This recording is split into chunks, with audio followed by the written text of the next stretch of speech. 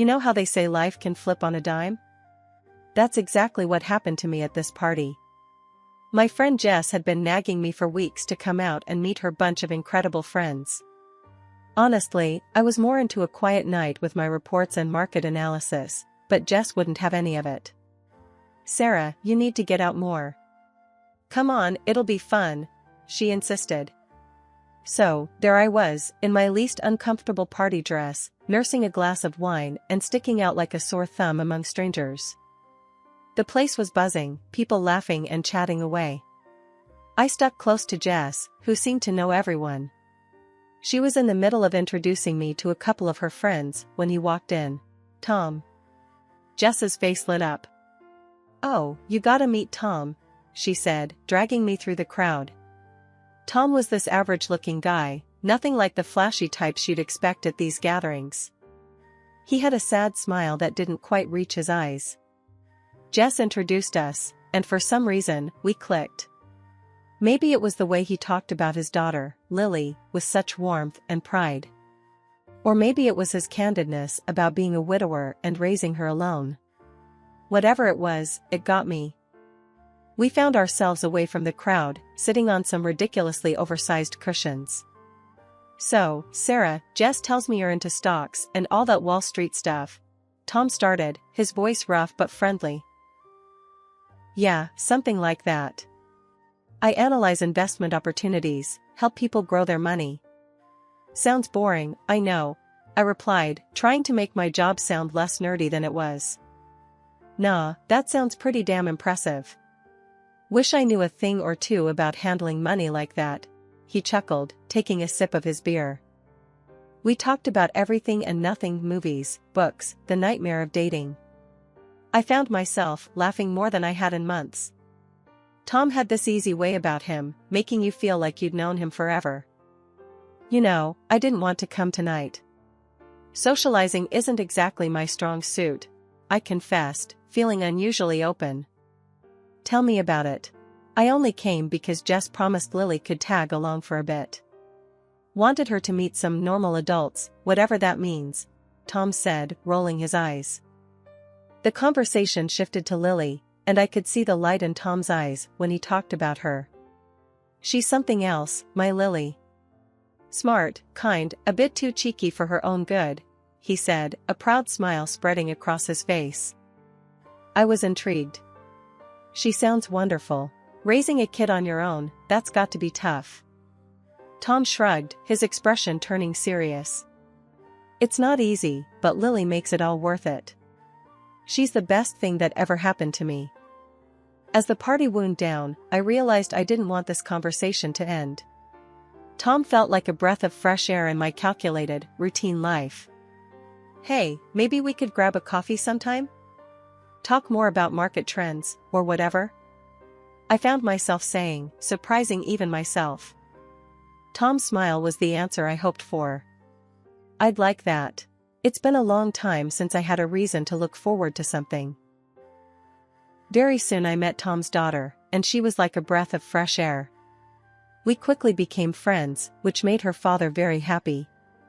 That's how a simple meeting turned into a real love affair. After Tom and I decided to tie the knot, it was clear we wanted something simple, no fancy dresses or grand churches. Just us, my folks, and Lily, who was more excited than anyone. The day was plain but perfect, filled with genuine smiles and a few happy tears. Moving into Tom's house afterwards, I was buzzing with ideas to make the place feel more like ours, not just his. My new life meant working from home, which my boss was surprisingly cool about. It gave me the chance to really bond with Lily. I'd pick her up from school, and we'd chat about everything under the sun on our way to her ballet classes. She started calling me Mom, which warmed my heart every single time.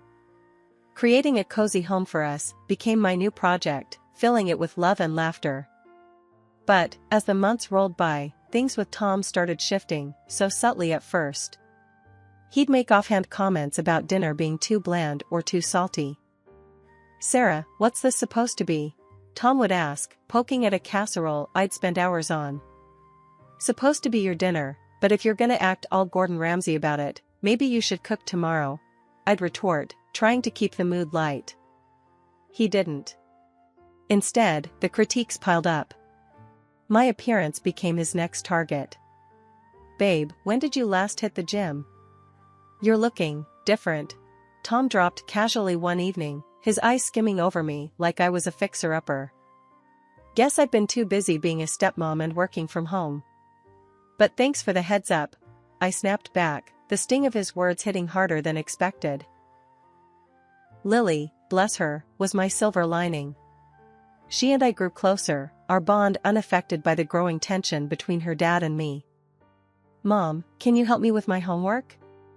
Lily would ask, her bright eyes always looking up to me for guidance. "Of course, sweetie. Let's tackle it together," I'd reply, grateful for her presence and the normalcy it brought.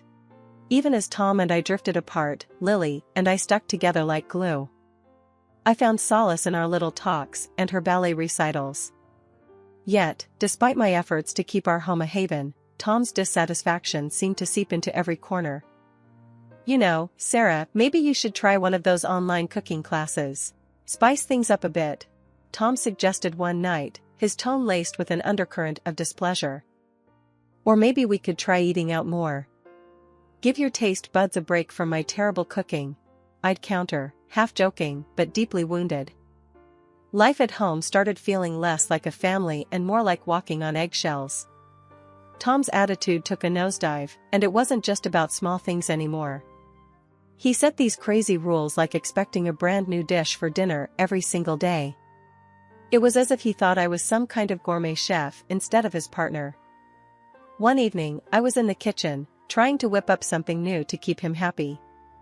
I was juggling work emails on my phone, stirring a pot, and mentally planning my next day.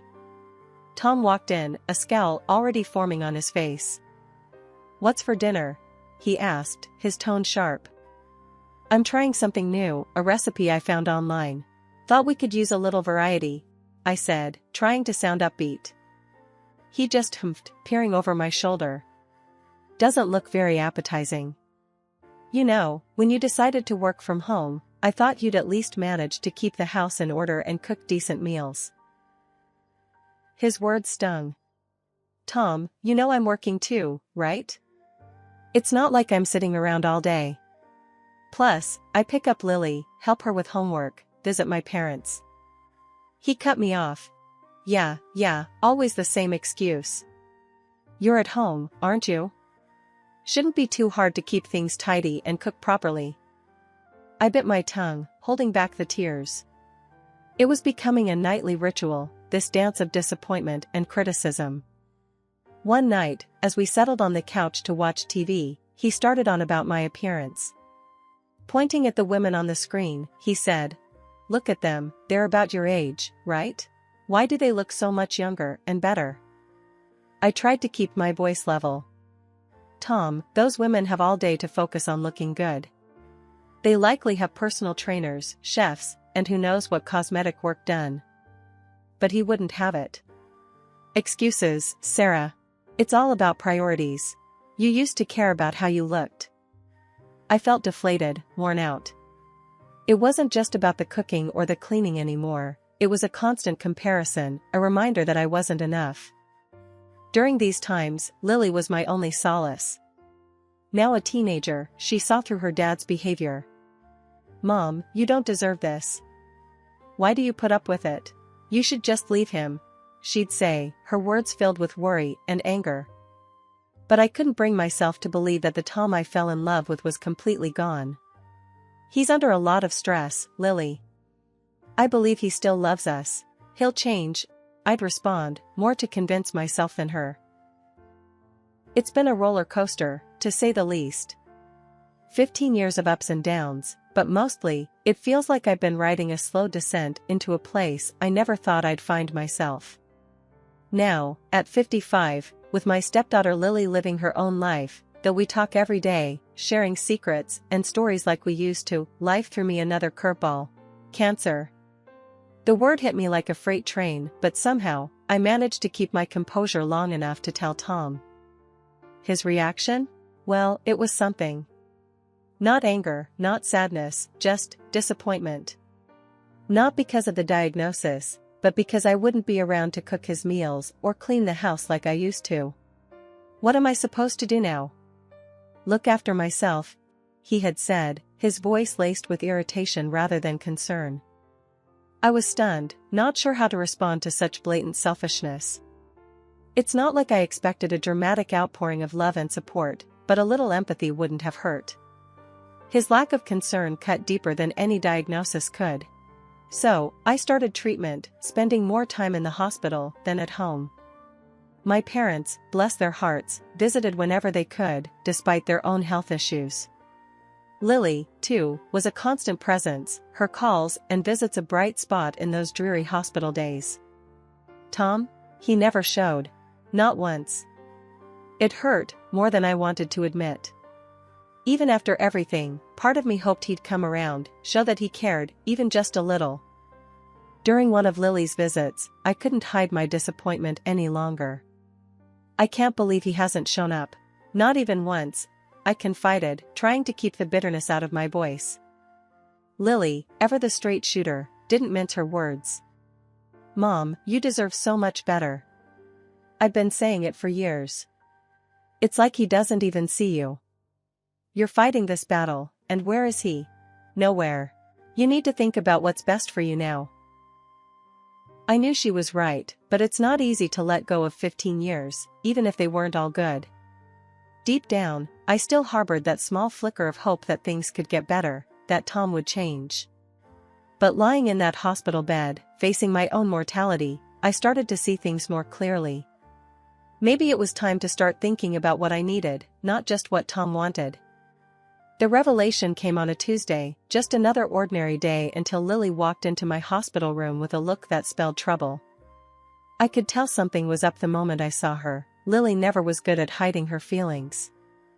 Mom, we need to talk, she started, avoiding my gaze. That's when my stomach tied itself into knots. Lily calling me Mom was always a balm to my soul, but today, it felt like the prelude to bad news. What's wrong, Lily? I asked, bracing myself. It's about Dad. She hesitated, then took a deep breath. He's seeing someone else, Mom. And it's serious. He introduced her to me last week. The words hit me like a punch to the gut. Not that our marriage was perfect, but to hear he'd moved on so blatantly was a different kind of hurt. How long? Was all I managed to muster, my voice barely above a whisper. A while, I guess. I'm so sorry, Mom. I thought you should know. Lily's voice cracked, her usual toughness giving way to concern. I sat there, trying to process the news. Betrayed, yes, but surprised? Not entirely. Tom hadn't been a husband to me in a long time. Still, the confirmation of his infidelity stung. The shock of it hit me hard, though a part of me wasn't surprised. Tom's late nights, the sudden interest in looking younger, the new cologne, it all made sense now. Yet, hearing it out loud from Lily felt like a betrayal of a whole different kind. Does he think this is okay? Introducing her to you like it's all normal? I couldn't keep the anger out of my voice. Lily shrugged. He's convinced himself you're already gone, Mom.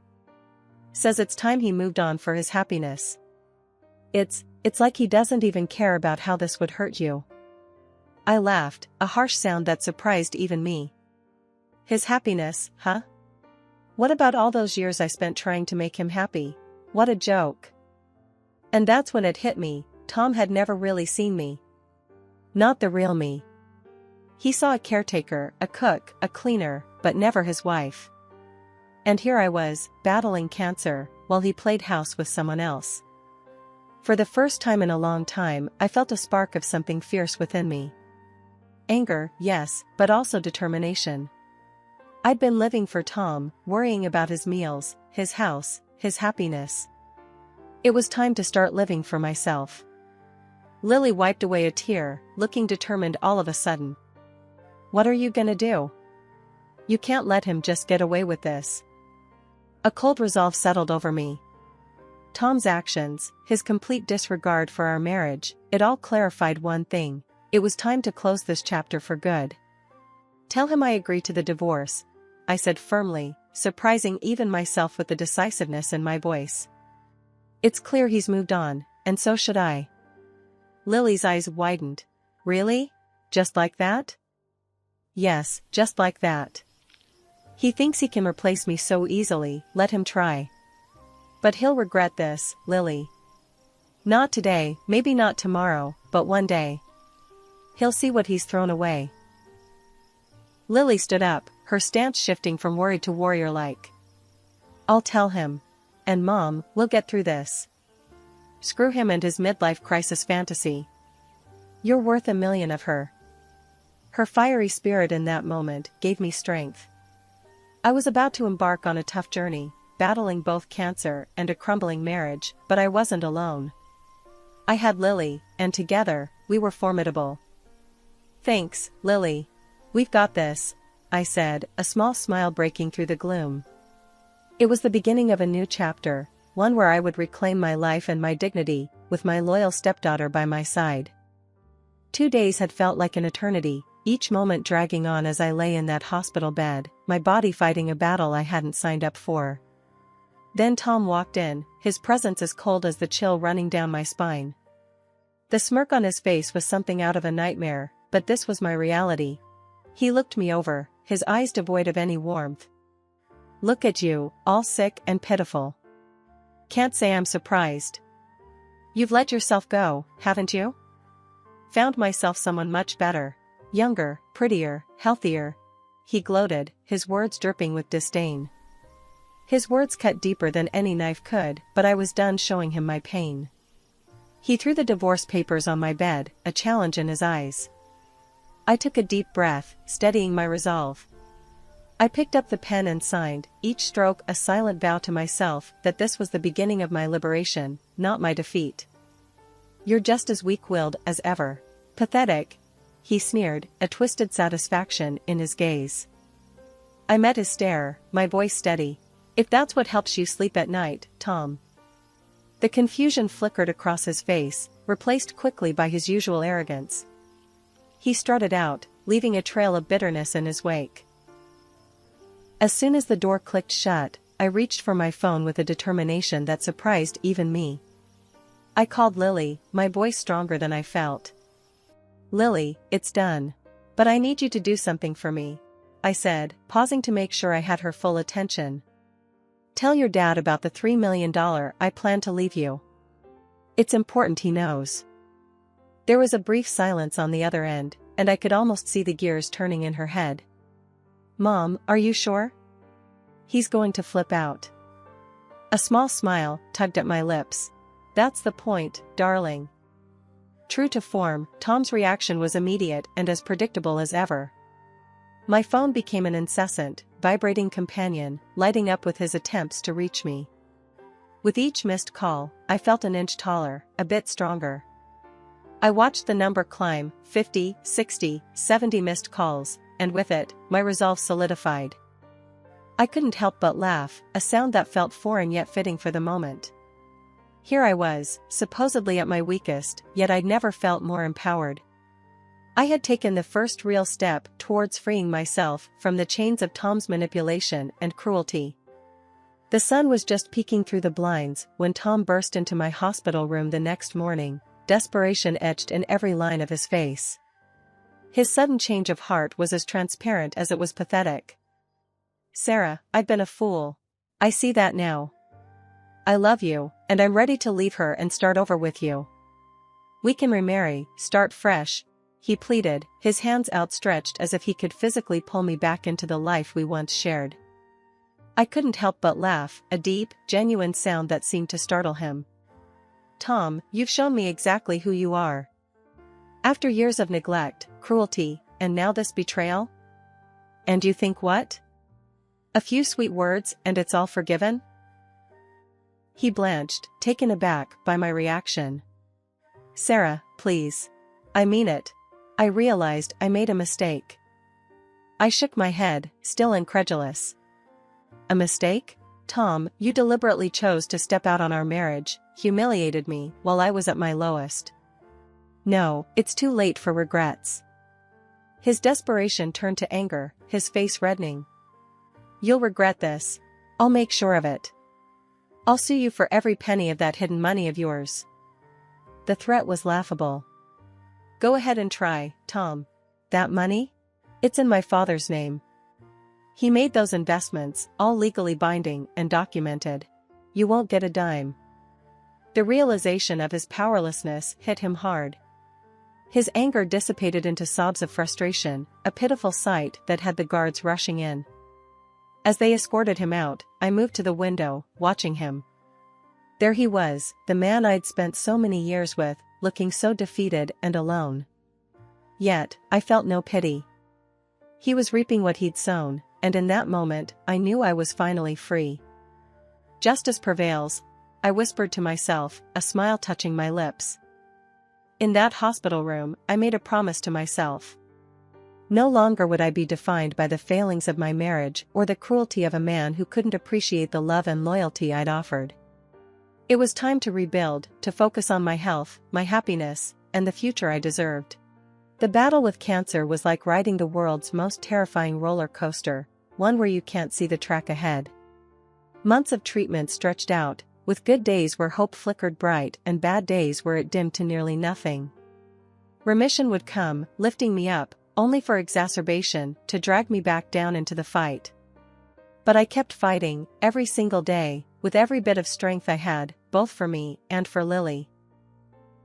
Finally, the doctors gave me the news I'd been dreaming of. I was healthy, the cancer was gone.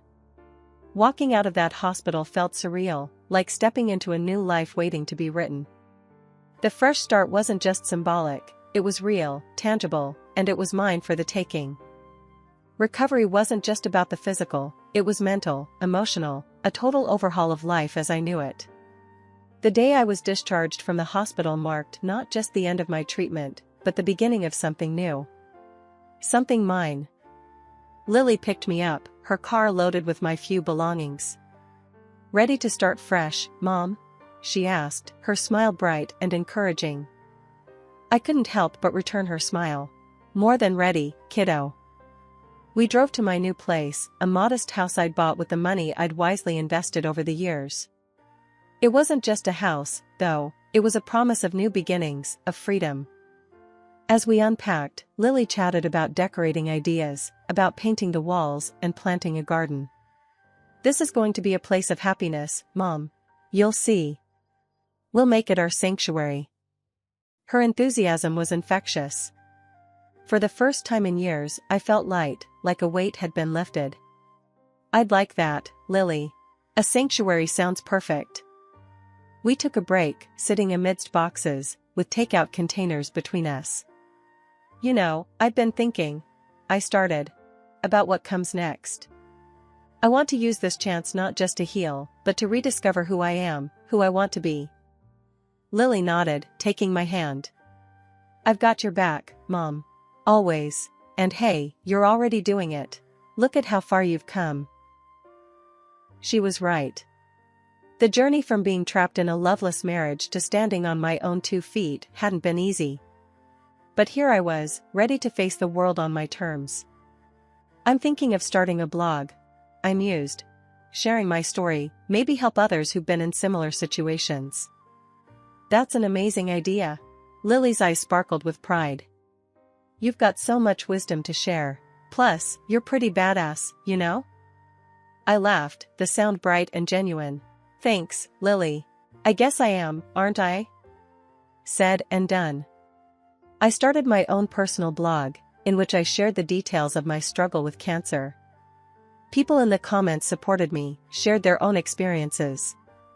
It was touching and reassuring at the same time. During one of our quiet evenings, Lily shared her own monumental decision. "Mom, I've cut ties with Dad," she said, her voice steady, but I could see the turmoil in her eyes. "After everything, I see you as my real mom.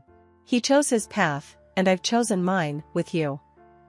Hearing her call me mom in that context, knowing the weight it carried, filled me with an indescribable mix of pride and sorrow.